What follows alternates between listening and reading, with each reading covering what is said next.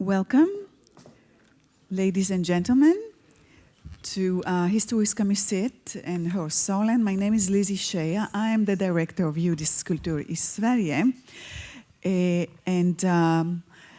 This event, this talk with Professor Jan Grabowski and Professor Karin Kvist is arranged by the Institute for Holocaust Studies, the Institute for Holocaust Research in Sweden, the newly established actually.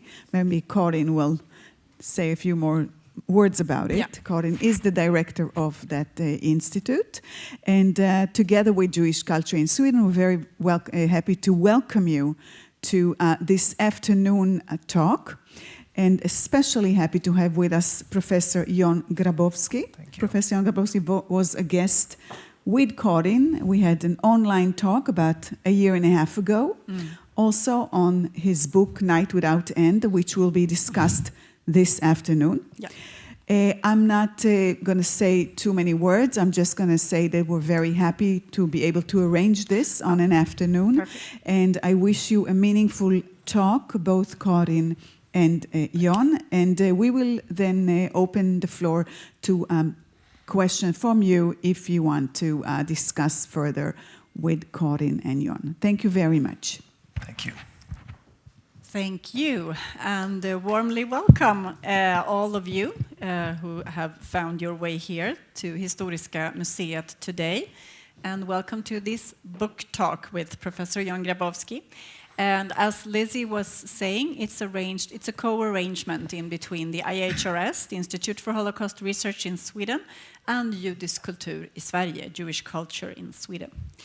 The IHRS was established to initiate and conduct comprehensive research on all aspects concerning the Holocaust, focused on material and topics relevant to Sweden.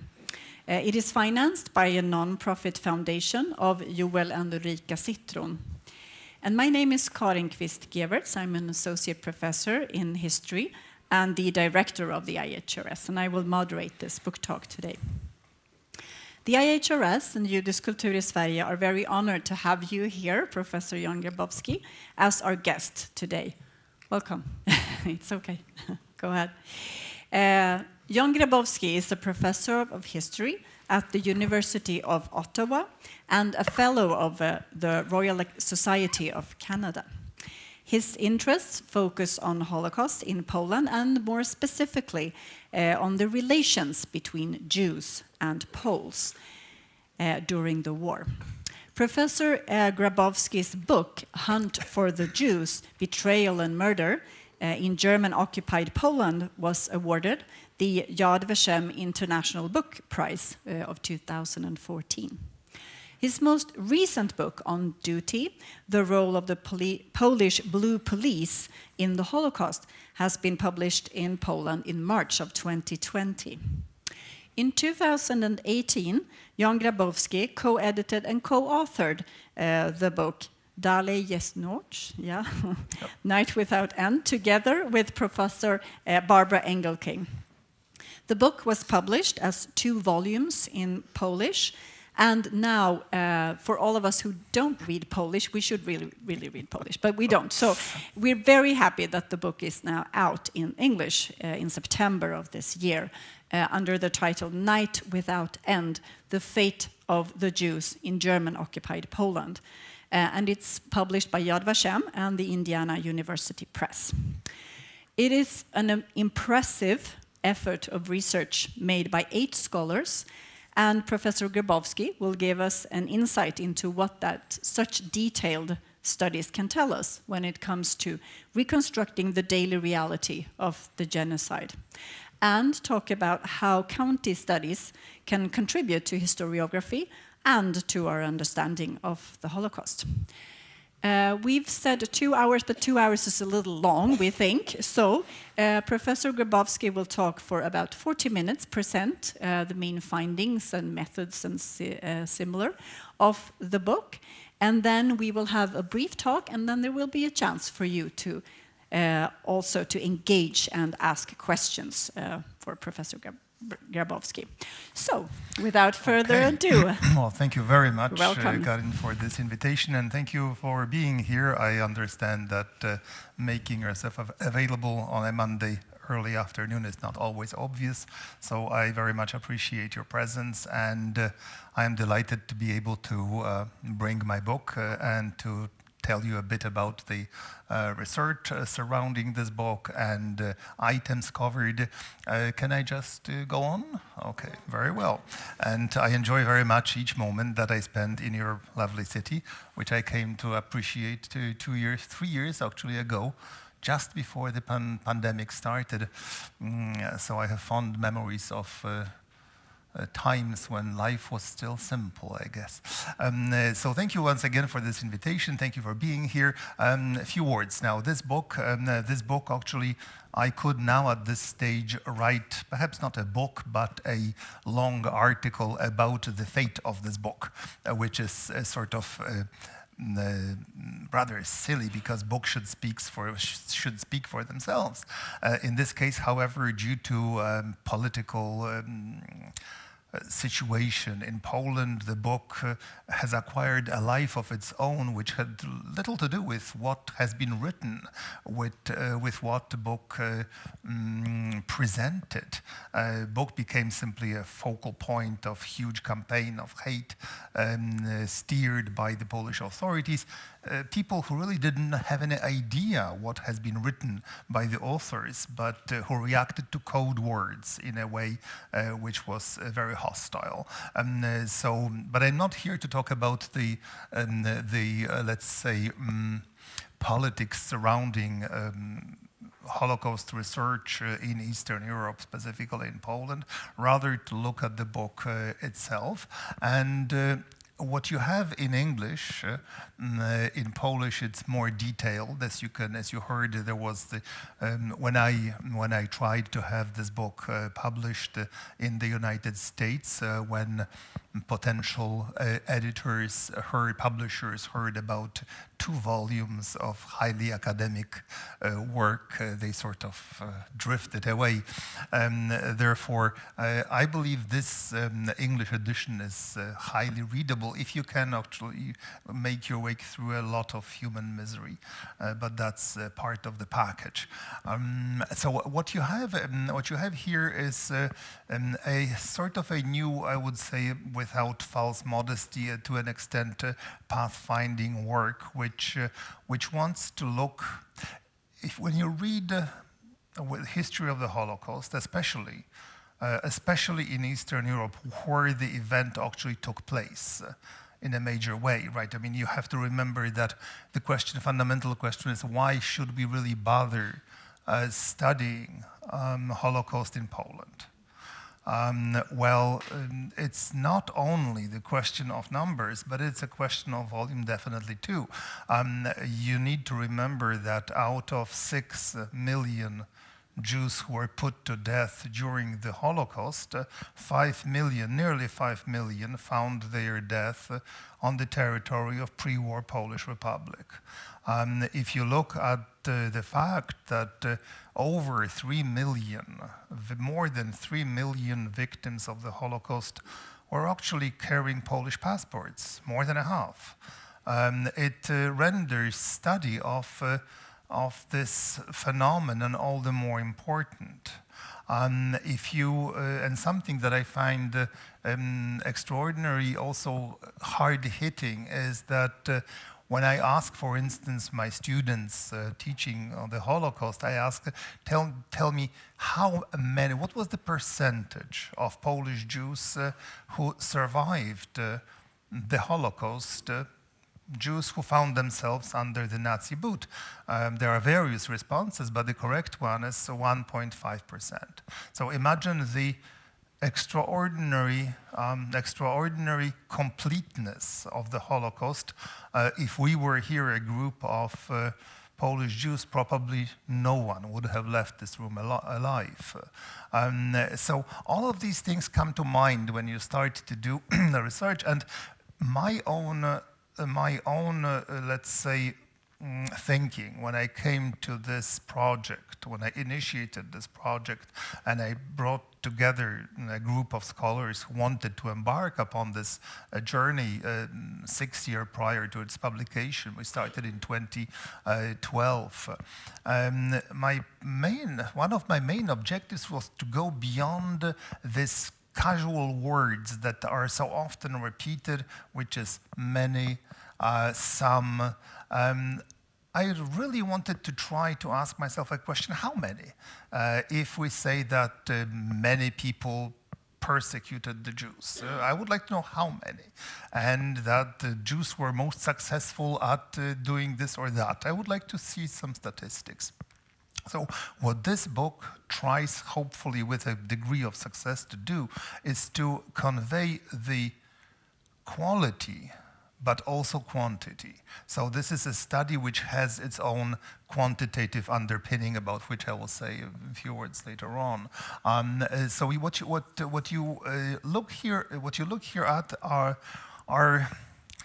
counties, which is the reason is you cannot really describe in any detail Holocaust in its enormity in Poland. It cannot be done. If you want to, you can do it, but on a very shallow level. So if you want to go deep, if you want to try to assign these values that I mentioned, you need to limit your scope. At the same time, you want to make it somehow, well, historian has to be able to generalize, otherwise local studies have no sense. So for me, this lesson was when I published in 2011 a book which Karin mentioned, which later on was translated into several other languages. But I was looking at one county, accidental county I really did not plan to look at. And so I published a book, but the immediate criticism, which I sort of agreed with, is how much can we gather understand from one county, which is few thousand Jews, 60 to 80,000 non-Jews. It gives you some kind of a, let's say, statistical mass or a mass or horizon of human misery. But I was told by sometimes very hostile readers that, of course, you do not dare to go beyond the phenomenon you described, because it might not be representative. Therefore, the idea is, if you want more, we will deliver more. How many more? Well, it's limited by, of course, resources. This project has been done on a shoestring budget, partially funded by the generosity of Canadian taxpayer in their innocence, and partially by some other grants. But the thing is that it was a project on a shoestring budget, and basically relying on something I call organized enthusiasm, or sometimes disorganized enthusiasm. Important thing is that these 8 studies that you see here I really tried with my co-editor to do it very, very precisely, that they reflect the same methodology. It's not that you have all these ideas switching from one county to another. So what you have are areas which are spread from the northeast of Poland to the southeast of Poland, covering areas which were before the war, densely populated by Jewish population. This is the former Pale of settlement that you know of. Please interrupt me whenever you want. Okay. So what you see are these. Now we focused, and it was a deliberate decision, we focused on rural areas. Now, why? Because one thing is that we are more or less familiar with the areas of with huge ghettos, with large ghettos. They have been studied to an extent. And 2/3 or more of Polish Jews were dwelling in those small shtetls. The Jewish life was very much we can call it a rural, provincial phenomenon. Big cities were exception rather than a rule.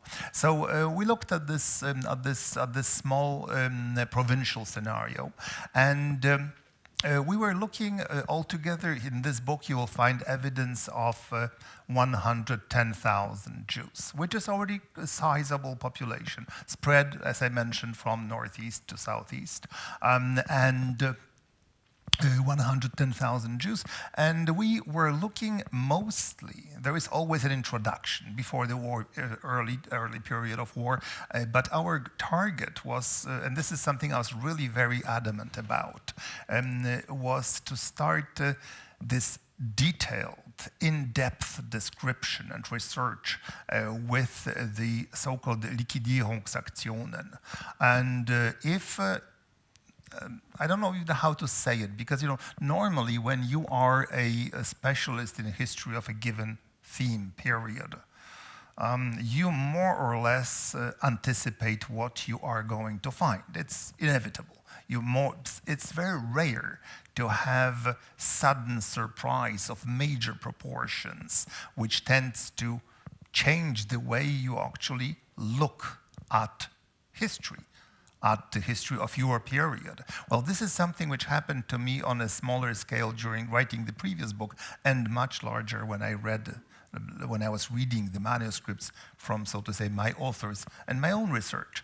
And this was, to be honest, the phenomenon of complete and utter horrible isolation of dying Jews. I asked my colleagues who are working with me to pay particular attention to the moment of liquidation of the ghettos. In each and every county of our choice, we had 2 to 3 small ghettos. And I asked them to do something called, and I did it myself, triangulation of memory. So it is, what you do is for your limited area, you go to the archives in Israel, in Germany, in Poland. You look at the survivors' testimonies. You look at all possible evidence, which is immense. If you look only in Poland and we relied heavily on Polish archives here, on literally millions of pages of so-called August trials, which were post-war trials against people suspected of collaboration with Germans. These court cases came to light very recently. They have been made accessible 15 years ago, perhaps. They are a major source of information. So when you triangulate this Polish memory, Jewish survivor memory with Jewish non-survivor memory, and actually, you have to remember that 99% of Jews who entered this horrifying situation did not have a chance to leave their testimony, right? Which, of course, we need to remember all the time, that the Jewish memory is based on a partial record of people who were extraordinary, you can say lucky. They were the chosen ones. But we tried to go after the evidence left behind also by the dead. There is a lot of it, direct and indirect as well. And then you have the German memory. Those of you who know these things know that there is a huge archive in Ludwigsburg, for instance, where you can find the records of German courts investigating without much enthusiasm Nazi crimes in the 1960s and 1970s. But there is a lot of in other German archives too, and Yad Vashem, of course, as well. So what we were looking at really closely was the moment, as I call it, when the Jewish lives lost their entire value in the eyes of the outside world. And this moment I could pinpoint with a large degree of certainty. It happened during the liquidation of these ghettos. The thing is that usually when you go, for instance, and we show it in each and every chapter, this is a horrifying journey through absolutely catastrophic horrors, because you have this Holocaust starts at this point, let's say. It starts in plain sight of everybody. There are no bystanders. Everyone is somehow implicated. If you are a German or Ukrainian guards or the auxiliaries, you are simply committing mass murder. If you are and degrees of complicity which are described here, this was something that actually triggered extraordinary let's say, anxiety and then hate on the part of Polish authorities, what we had to report was basically the multitude of non-Jewish, in this case mostly Polish, also sometimes Belarusian or Ukrainian actors, so previously called as bystanders, who joined the German genocidal plan for a variety of reasons that we can discuss later on. But the thing is that you can see that this German project found willing adherents, found willing people.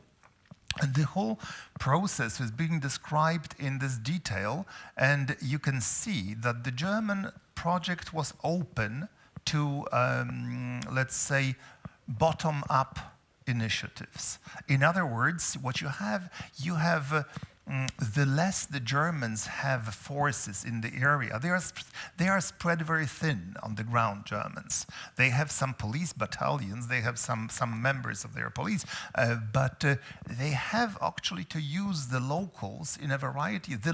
Generally speaking, the less the Germans are present in an area, the greater role will go to these non-traditional actors, be it Poles, Ukrainians, or Belarusians, who are on the pages of this book.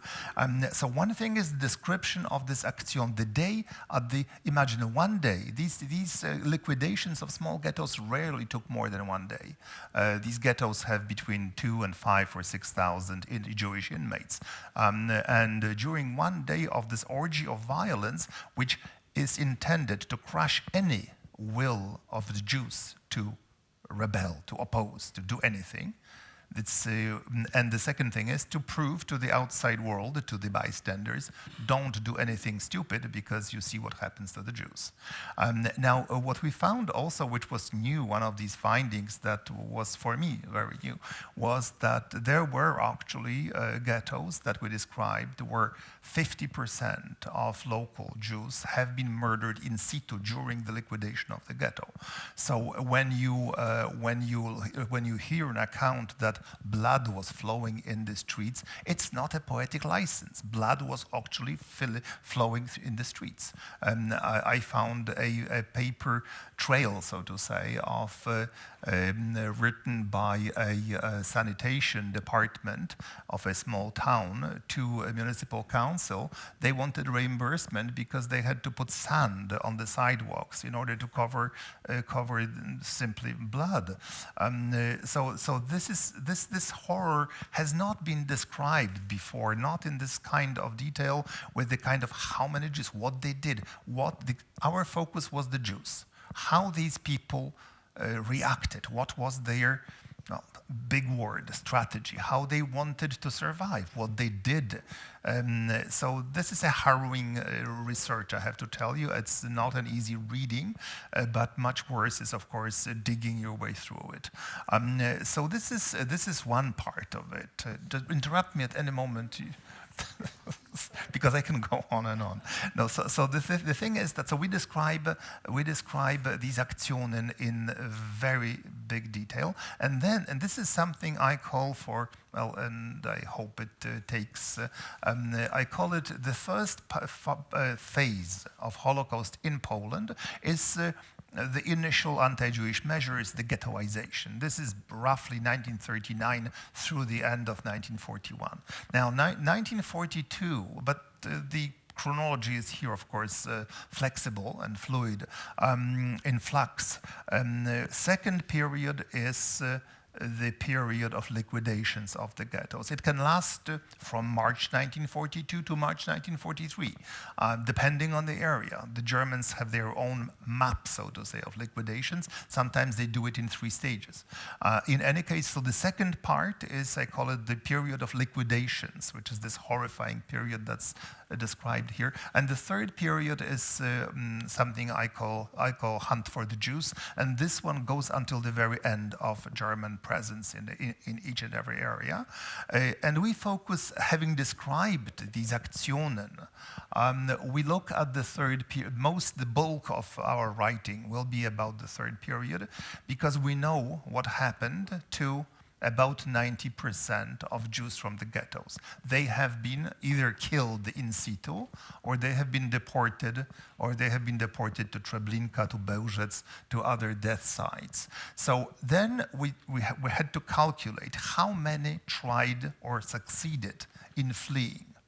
And this is actually we came up with the number which confirmed Jewish survivor accounts to an extent, which posited that around 10% of Polish Jews made it into the extra, let's say, outside the ghettos world, and they confronted very hostile climate outside.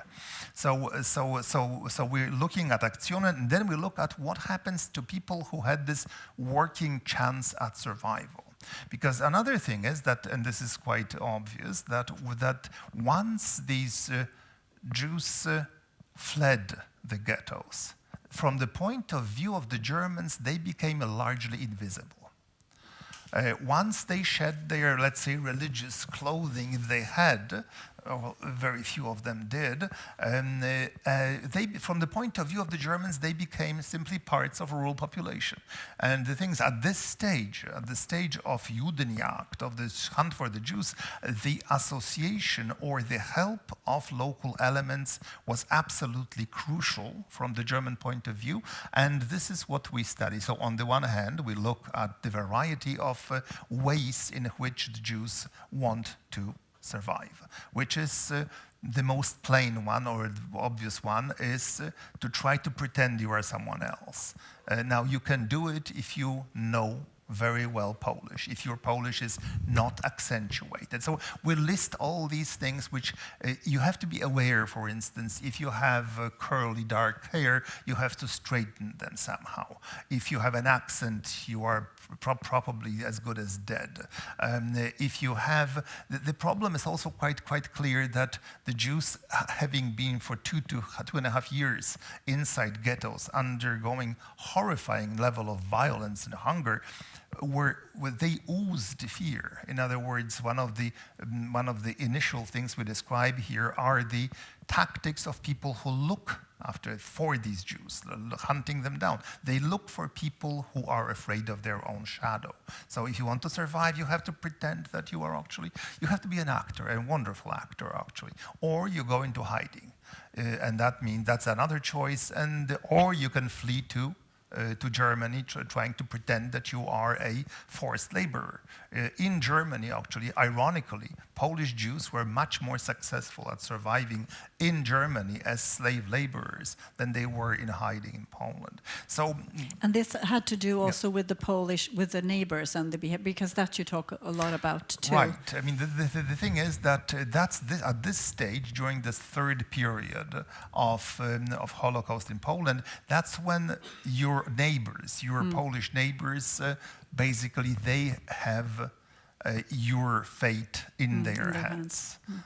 And the dynamics of these choices, horrifying sometimes choices, are also depicted on individual levels, because we are going, especially at the end of the war, if you have, let's say, in my county, you have around 15,000 Jews. At the end of the day, there will be about 150 still surviving. So you can basically become acquainted with them nearly, because out of this enormous mass of people, very few, you can see how they are withering away, and you can see the situations in which.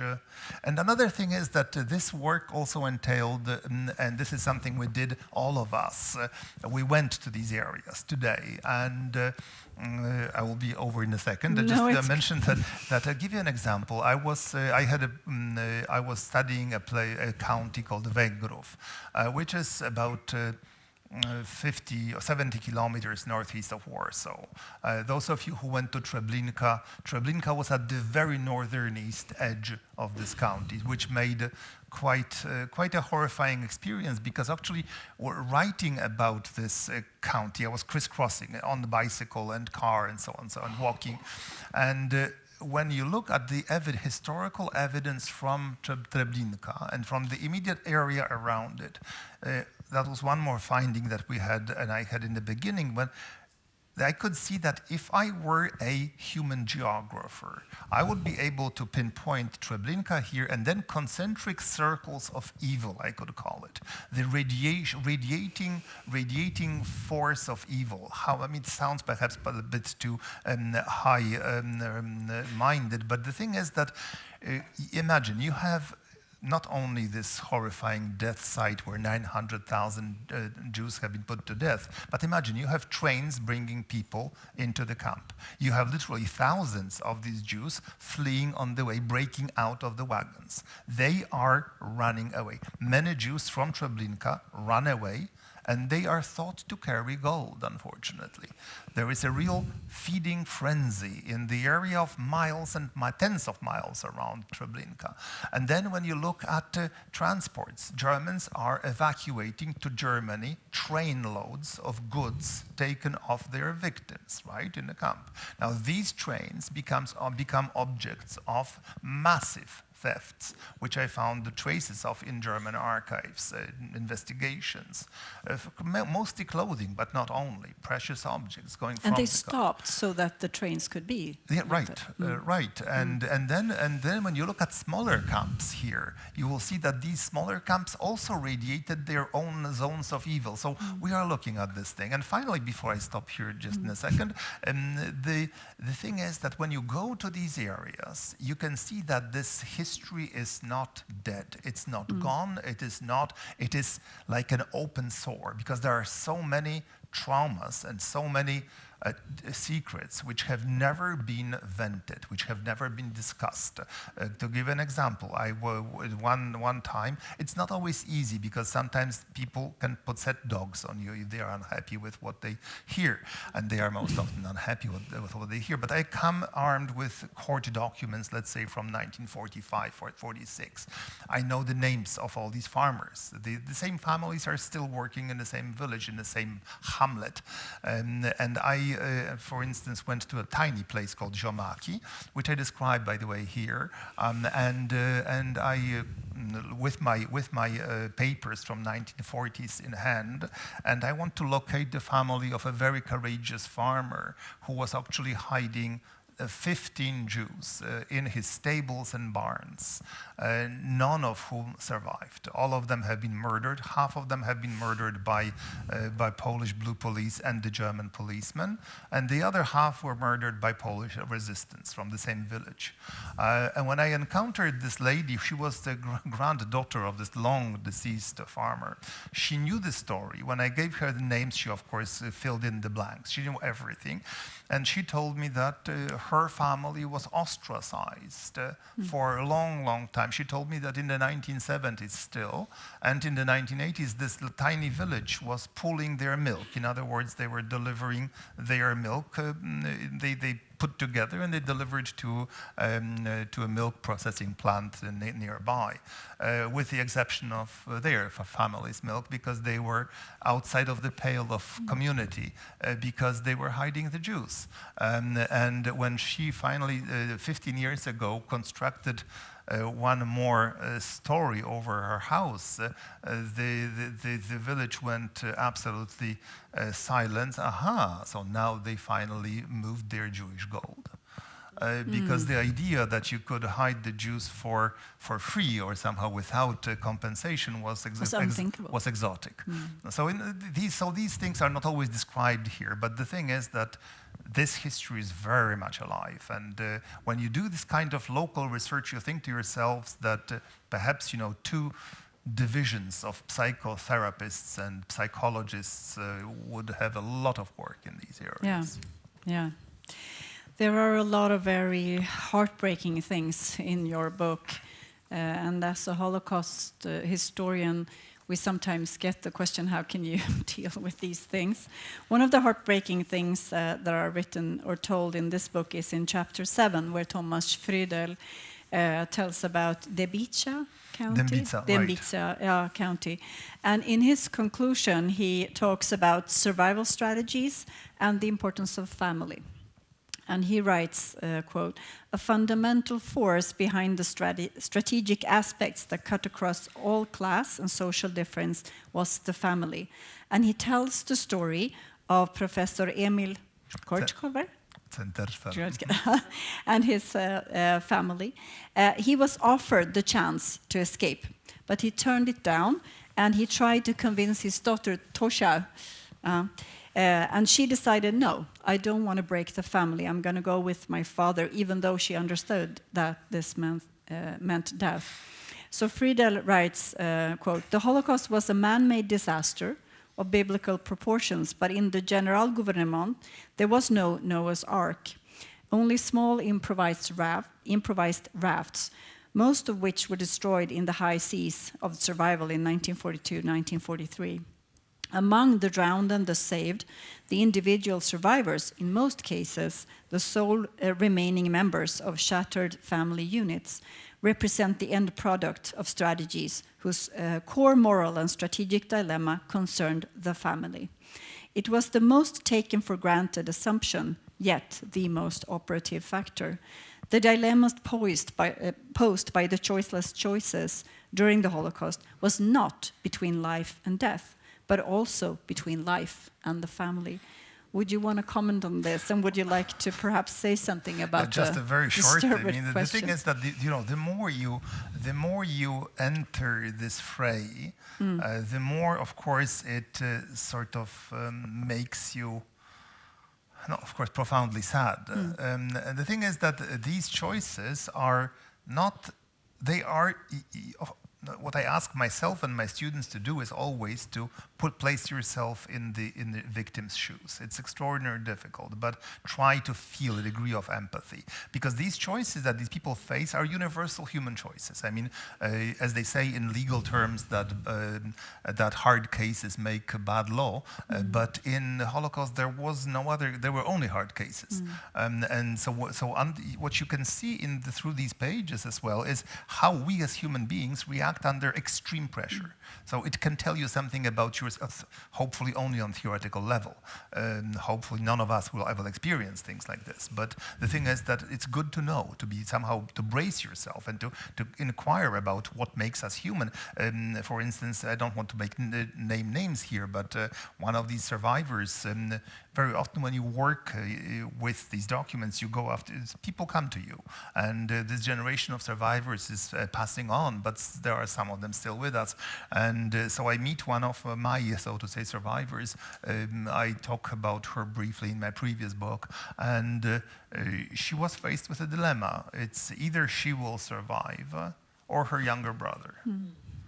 There was no room for them in a dungeon in which she was stuck, and he would cry.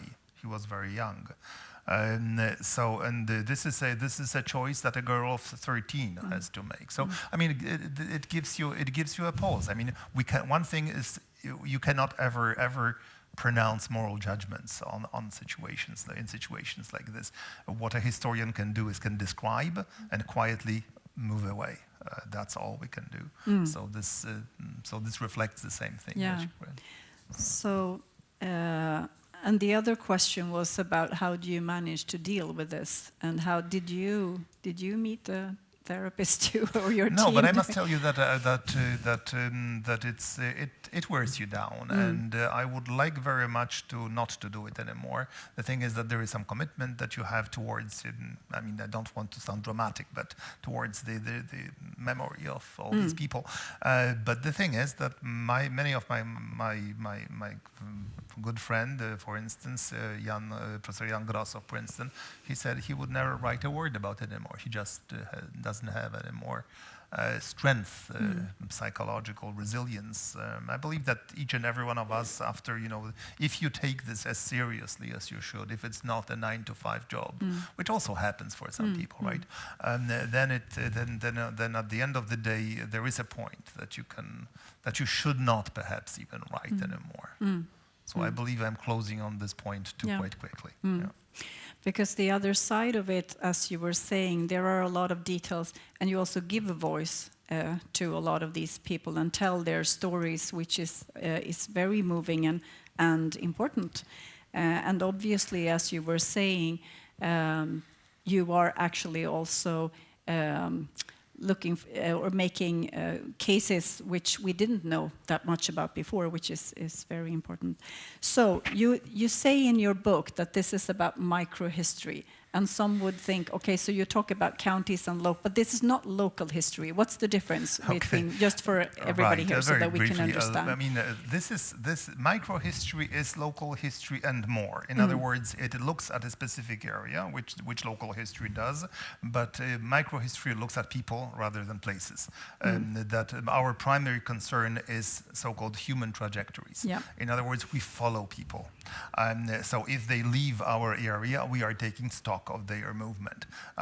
Sometimes it's possible, not always, but at least for some statistical purposes, we can. So we are following our people from this particular. So we are studying the local history plus the history of people who were locals, and then perhaps we're no longer locals. In order to tell the story. In order to tell the story. Yeah. So this is a technique in history that historians simply, for obvious reasons, tend to prioritize people, especially in the case of study of the Holocaust. You were saying that you were doing this sort of on very small funding. Still, this is a big group of researchers, and I was struck when I read your book that it's difficult in I would say in Sweden to get funding for a huge project, although you can really show that it's very fruitful, and it wouldn't, as you were saying, you couldn't be criticized now because you actually have all these 8 counties plus the other county. Right. And you can say so much more, but is it easy, and do you think that... I would never again venture into I mean, the thing is that historians' work usually is a very lonely work. Yes. We work alone. I mean, sometimes you work with another person, but rarely you have things of this magnitude. And I must tell you, as co-editor and co-author, it devoured my life. So fighting for funding is, as you know, very difficult, but it was done really on a shoestring budget. And the second thing is that coordinating, producing a volume which is very unified in terms of methodology is also extraordinarily difficult because all humanists are individuals, right? And we don't take very well to any kind of frame imposed upon us. So, so losing friends and in this situation is unfortunately part of the game too. So done. I am satisfied with this tremendous work, but I would never do it again. Never decide in to this way. No, we're very glad you did, because it gives us it's a very interesting book, and it gives I mean, it's not something you would probably read from A to Z. No. It's rather you choose your chapters, but still, you know, they are comparable. That was the goal of it. Yeah. So you told us in the beginning that the book was received because of the trial and everything. What about the English version now? How has it been received? The English version took several years to have 3 years to, which is sort of normal. Translation takes time and whatnot. But I must tell you that once again the politics showed its ugly face in the process. This is in Poland? No, outside. It is. Actually, the book is published jointly by Indiana University Press and by Yad Vashem. And lo and behold, when the news of the impending publication has been announced or made public, which book was still in the process of being done, the Polish government sent an official letter to Yad Vashem that they protest this edition, and that if Yad Vashem goes ahead and publishes it, they request that this book contain a rebuttal at the end written by the officials of the Polish state. A disclaimer thing or something. That's ridiculous. But this reflects state of mind of people responsible today in Poland for historical memory. It is you can say, cabinet de curiosité, sort of a weird place, intellectually speaking, but still, such an attempt has been done. And how many informal pressures have been born, I can only guess. I know that even in Sweden, there was Polish embassy was very active in trying to counter my visit when I came here last time, and some articles that I published in Swedish press. So this of political pressures which have been exerted in Poland were much more, of course, dramatic, but they even showed their ugly mug in the West. So what about your colleagues who are working in Poland, Professor Barbara Engelking, for instance, and some of the others? How are their possibilities? For the time being, everything seems to be okay. All the half co-authors are actually one is two from Canada, one is from France. So we are, let's say, outside of the immediate danger zone. But my younger and older colleagues in Poland are all of them working in the academia, and academia big universities are still places of relative independence in Poland, which is I stress still.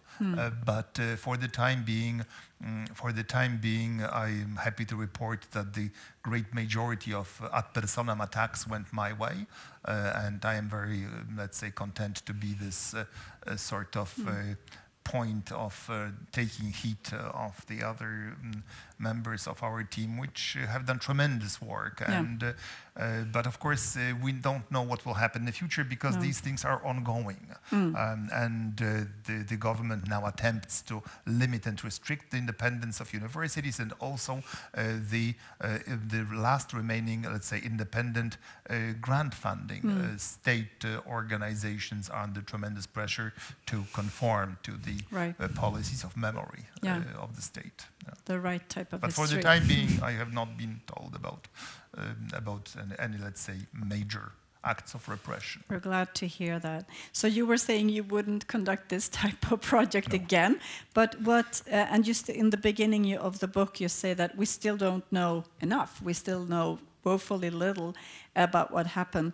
If you would point to like further research, what else do we need to know? Okay, I can tell you right away that in the aftermath of this work, one of the things that I found out that we know woefully little about is what happened at the lowest level of administration. For instance, what happened between the village elders and local Jews? What happened between the Voits? Voit will be like an administration chief of several villages, this is a completely untold story.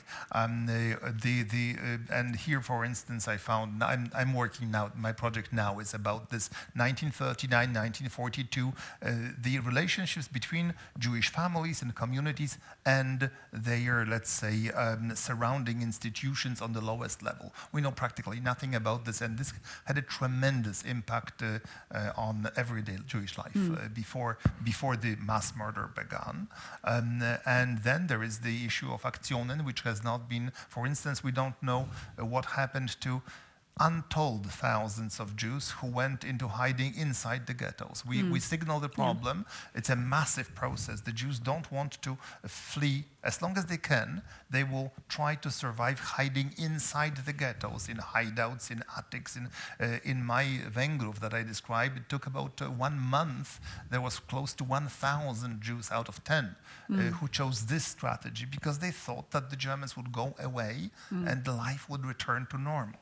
Because you fall back on your previous experience, right? The pogroms or whatever it happened in the past, these acts of furious, murderous rage went away, and then people tried to pick up the pieces of their life, and no one understood that there is no life left. Right. And so these Aktionen, what happened is something that we needed to study.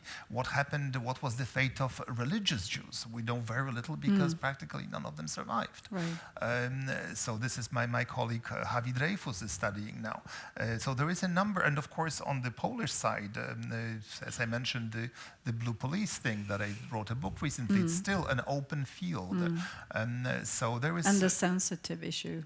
It's very sensitive because we are talking here, this new book of mine shall be out in English next year, about Polish Blue Police, which was a horrifying organization, not only because they were mass murderers of Jews, but that they did it without any German knowledge even.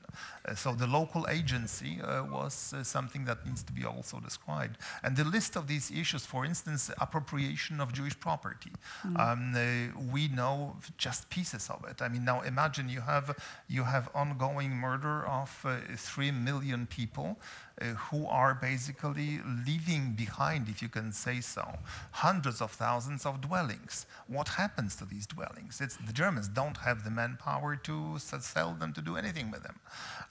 So these are just some questions that we're looking at this triangle between Poles, Jews, and Germans that we can look. There is even more these topics to mention. Yeah. And you were also in the book, you talk about the merits of the long historical perspective and the pre-war context to understanding the different outcomes in different counties. Would you want to say something about the ones that were occupied by the Germans and the one by very briefly, I mean, these counties are very different. The thing is that one county is in the south, in the mountains, which there is a special group that I mentioned to one of you here, Goralenvolk, as the Germans said, and mountaineers.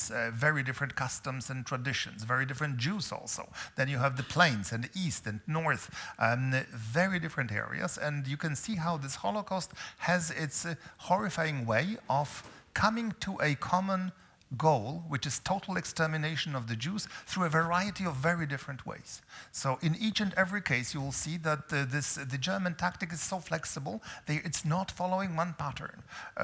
It will use different roads, of horrifying roads, to arrive at this common destination, and this common destination is 1% Jews who are able to survive, but in a very different circumstances. So you can see how, you can say, in a way, inevitable, given the completeness of the system of extermination this process was.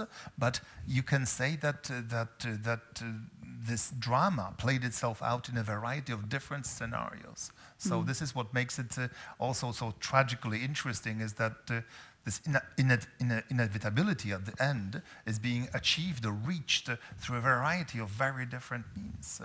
For instance, if you go, it's not from this book, it's an article of mine, but if you go to a place called Markowa in Poland, it's in southeast Poland, close to Rzeszów, there is a big museum constructed 6 years ago, a museum devoted to Poles saving Jews. This is sort of a mantra in Poland now.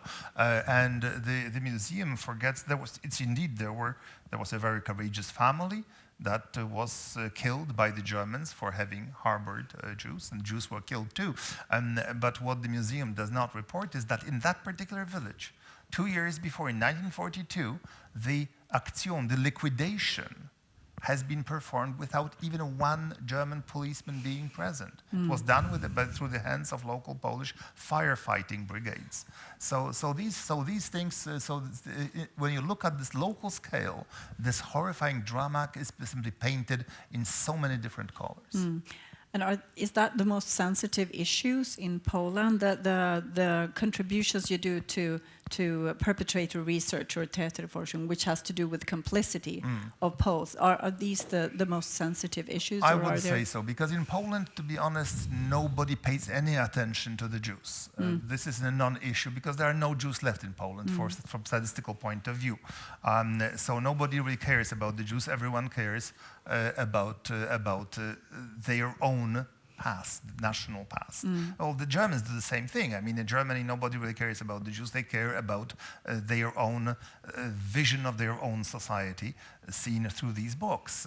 In Holland, few people care about the Jews, but they want to know that our society did the right thing. Or in Sweden, probably the same thing too. Did we really behave or didn't we? So in Poland, it's very much the same thing, but it's much more compounded by this fact that Polish identity is built on heroism during World War II. So anything that strikes at this idea of heroic past during World War II, that's the holy of the holies. And generally speaking, and this is something that I'm writing now about an article because this is amazing, Holocaust in Poland is not a part of Polish history. And I went to a national library just 3 days ago in Warsaw, and I simply checked out 20 or so big volumes, History of Poland from two, and I said, okay, I'm going to count it. And the record breaking was 2009, or General History of Poland, in which there were 6 lines about the Holocaust. And I said that according to my humble opinion, Holocaust has been the most tragic event in Polish history. Point. But this, we are miles and miles away from recognizing that Holocaust had anything to do with Polish history. Thank you. So I think we should now perhaps move to questions from the audience, and Lizzie will help us with the microphone. Please. Who would like to start? Perhaps, yes, go ahead. Okay, thank you for a very insightful talk. I really appreciate it. I want to ask you about the sources for your work. First, were the German sources valuable and useful, say valid? And the second is, were there any Polish sources? Was there just a complete blackout that no Poles were interested in what was going on and they just were completely silent? Well, the thing is, German sources are a strange bunch. They are not. The one thing is that for the post-war trials, 60s and 70s, that I mentioned, are very awkward because you can see that you have perpetrators who want to talk and you have prosecutors who don't want them to talk. It's very awkward dynamic. Sometimes these people want to come out and say, and they say, no, let's stop for today. Let's reconvene tomorrow. But they still do have. If you have a number of these soldiers and policemen and local party officials, even if they lie, if you are a trained historian, you can. But then you have the whole array of German wartime files, which are interesting. For instance, I was conducting massive research into German courts from the wartime, which were untapped for Poland before I started doing it in 2001, 2002. I went with Sondergerichte, the huge courts, German courts located in Poland. And then you have German and Polish depositions of witnesses, interrogations of suspects. And these are documents which were contemporaneous. They are important because they are people are afraid, of course, what they say but in a court. But you can somehow, if you have masses of it, you can gauge what really has happened. So in terms of Polish memory, there was very little of it until we received, as historians, to our, let's say, perusal, these post-war records of investigations into crimes committed by people collaborating with the Germans. As I mentioned before, those are very strange files because in thousands of cases, Poles were dragged to courts in 1946, 47, let's say.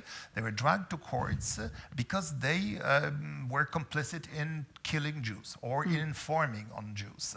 And what made these court cases so extraordinarily interesting is that I call them orphan cases. Nobody wanted these cases. It's usually the sentences were not high or nothing at all because the communist authorities were loath to have these cases because in Poland the story was that communists were brought to Poland by Soviets and Soviets are Jews. So they are basically Jewish lackeys. The last thing Polish communist authorities wanted would be to confirm this, let's say, assumption by sentencing good Poles for crimes against Jews. The Jews had no voice because they were dead or gone. After Kielce pogrom in 1946, they were practically largely gone. So these cases were prosecuted without zeal at all, and you can see the thousands and thousands of testimonies of these peasants brought to court, how they spill basically their stories in front of the judge, and you can really understand so much more about these local dynamics through these court trials. Otherwise, Polish memory of the Holocaust has been cleansed. What is actually important and interesting is that once in 1960s and 70s, Germans tried to prosecute their own Täter, their own perpetrators, Polish authorities in Poland were preparing files for them with depositions from. Now, these depositions from 1960s from Poland had nothing to do with 1940s already. They were cleansed of any shadow of local complicity.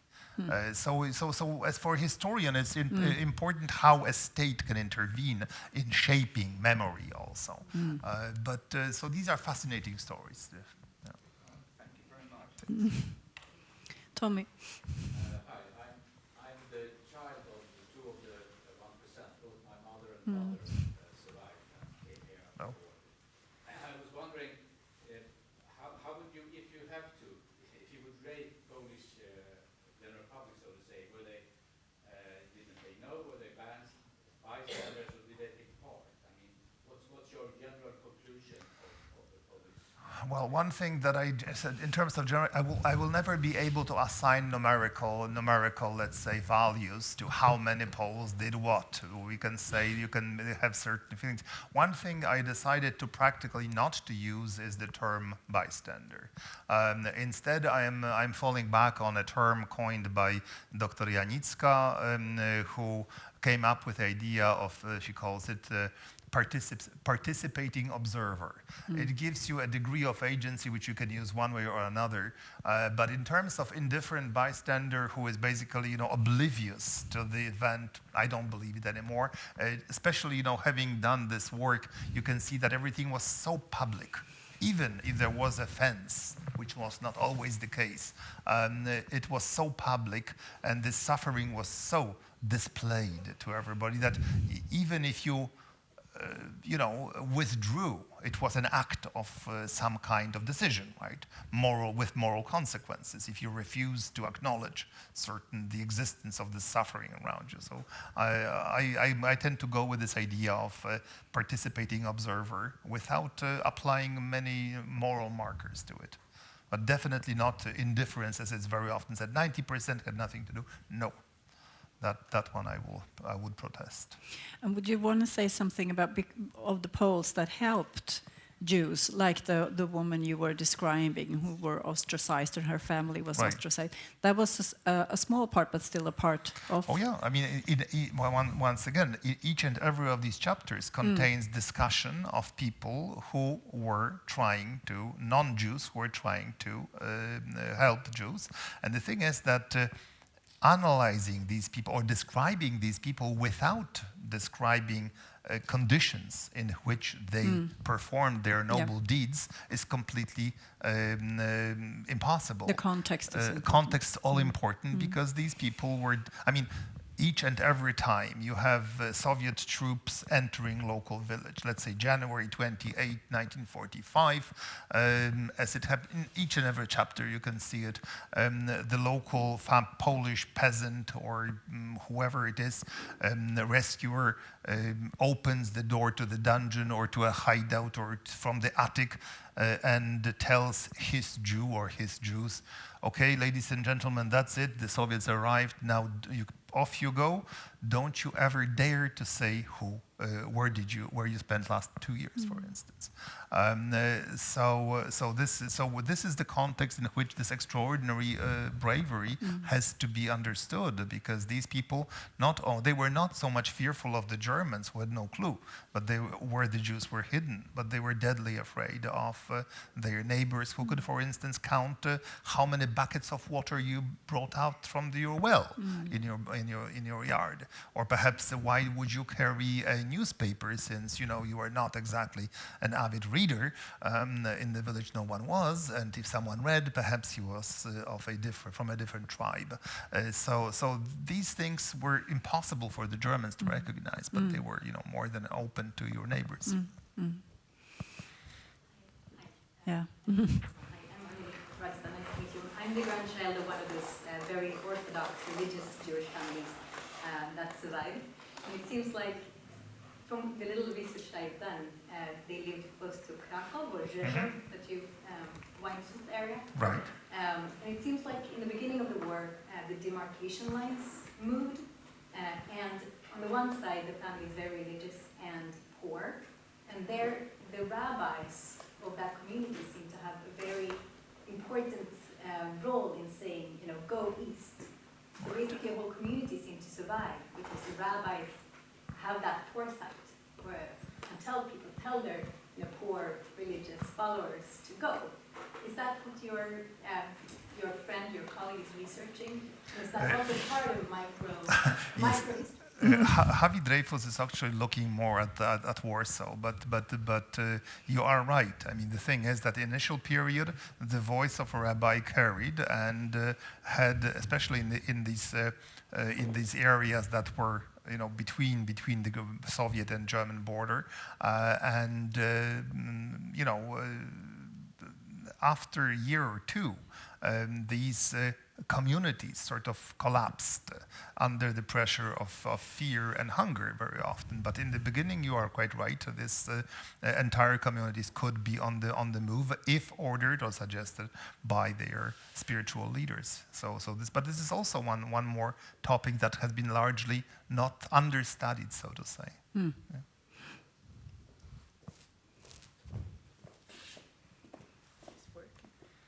Yeah, is it on? Or? I don't think it's on. I'm not sure. It's supposed to be on. Yeah. Okay. Okay, Okay, now now. it's on. Okay. Thank you for the most interesting talk here. I was wondering about the direct and indirect memories of the dead.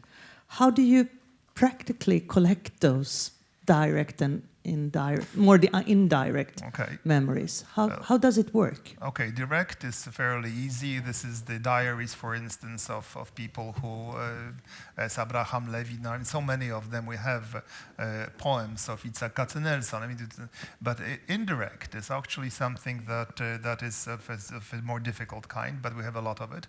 And it's, for instance, from these court cases, trials, which I mean August trials, when you have, I'm giving example. You have hundreds of or thousands of Polish peasants reporting that, and then she said to me, and then they did this or that. But especially precious are these said to me, sometimes quite long citations. I even, for my own purpose, I did I wanted to have a lecture for my students, but then I said no, but I don't traumatize them further. I did a list of what the Jews led to death by their neighbors. What did they want to leave as their last will, so to say? So for this kind of information, you can always also find. So these are the indirect sources I mentioned, but there is more of them. Okay, my question connects to the previous one. I just read the book by Immanuel Kasov about Samuel Kasov about Ringelblum's archives. And my question is, from a historical point of view, how do you value those documents? Sorry?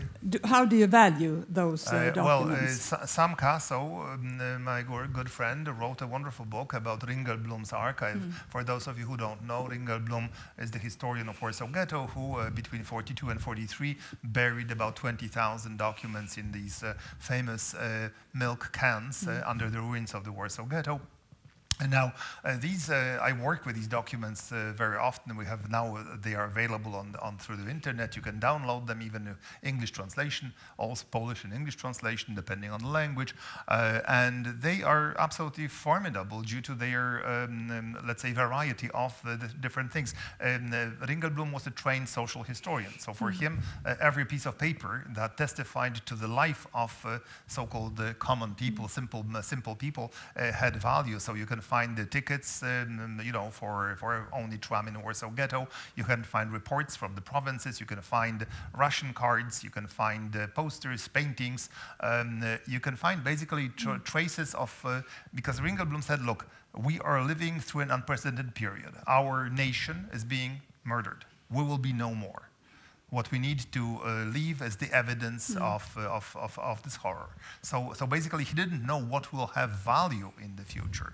He worked as a social historian, assuming that each and every paper which refers to a condition of life and death will have. So you can find from poems through posters, through paintings, even every kind of let's say human production, documentary production that you. So it's absolutely tremendous.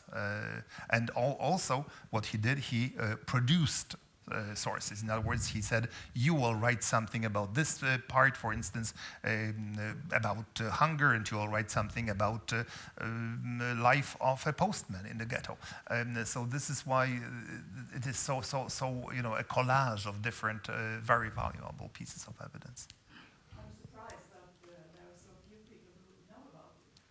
I thought, once again, I have a different vision, because for me it's like everyday's thing. But you are right; it's not something that people nowadays, due to colossal effort in Warsaw of the Jewish Historical Institute, I think that everything has been rendered into English and is available. Most of it is already available through the website of, I believe, at no cost from the website of Jewish Historical Institute. And I would say, Margit, I think there's also a difference of knowledge among scholars. I think it's very known. Among the public, the general public, it's not at all as known, I think. Yeah. Right. Yes, although I want to add to that there is a film, a wonderful film that it was made just about this archive. I think we showed it a couple of years ago. I think the sister it was by Roberta Grossman, right, she was and Nancy one of Spielberg. The talking heads there. Yes, so very interesting. So that is a way of bringing it to the general public, I guess. Thank you for this lecture about. My name is Christian Gerner. I'm a Swedish historian, and part of my research object are Polish Jewish history. So I'm very familiar with the subject, and I especially grateful when you took distance from the expression bystander and had a participant observator instead. And I think I have read all of Jan Grabowski's books and Museet by Anna Bicont and so on. All research after 1945 has been with from the hindsight. But when you describe it and explain it, you can see for most of the Poles, especially in the countryside, it was quite self-evident or natural to just continue getting rid of the Jews. I think especially of Anna Bicont's book, Museet, when she starts her story already in the interwar period, I mean in the 20s, and there are even murders in the neighborhood. So my comment, or your comment on this, is that the research has had this hindrance to recognize, and I have studied the earlier periods as well. If I would stop the clock in 1939, I would say that Poland was the most anti-Semitic country in Europe, not Germany. But because of the war and the German occupation and all that, it has been, even for scholars, really hard to realize how deep-seated this anti-Semitism. And I think that, and I also followed, of course, the struggle between Barbara Engelking's and yours earlier research in 2019, 2020, from the Polish Institute of National Memory and their attacks. Right. And I think you have pointed to this cognitive dissonance. Yes, the Jews are after us, but we are not anti-Semites, and therefore we will not be reminded of this part. So I think you could comment on what I'm trying to make a point of.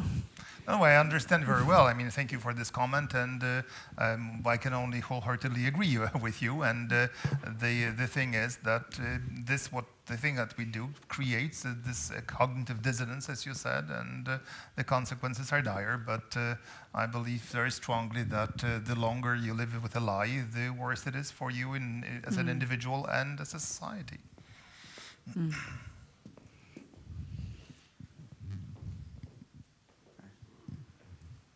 Okay.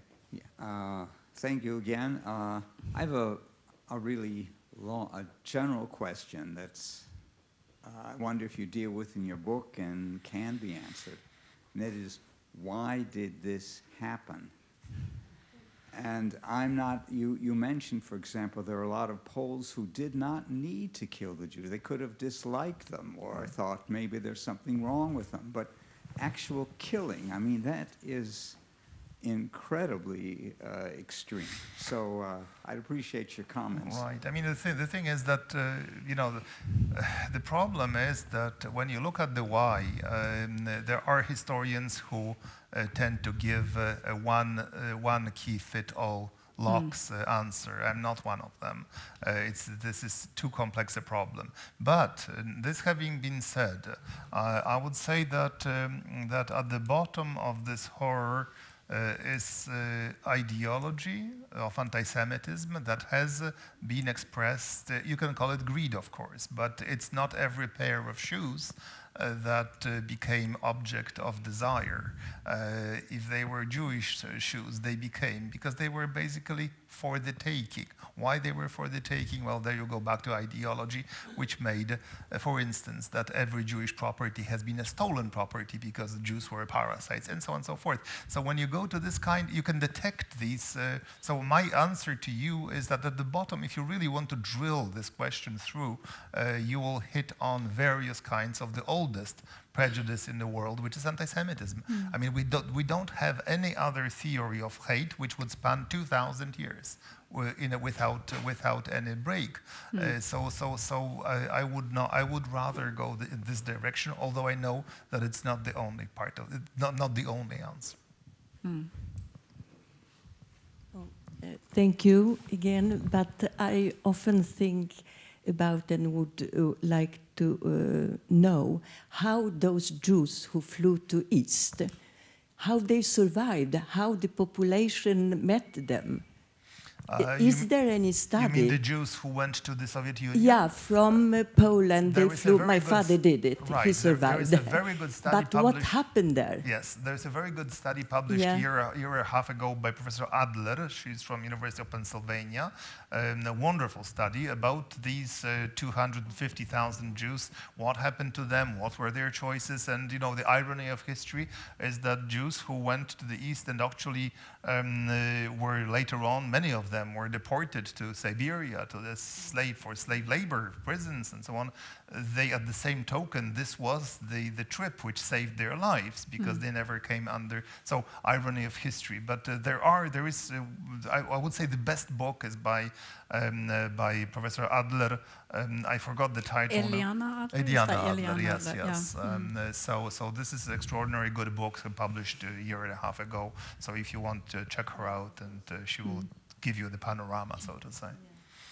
But also very interesting was Jan Tomasz Gross, but this is only in Polish, about the Jews shipped to the East, but it's a fairly old book. But if you go with Adler, you won't be disappointed. Thank you. All right, so if there are no more questions, Anneli? So I grew up in the 90s, and I think this dichotomy, in a sense, of perpetrator, bystander, and victim was a very strong educational tool, at least in kind of Jewish informal education, to understand what took place.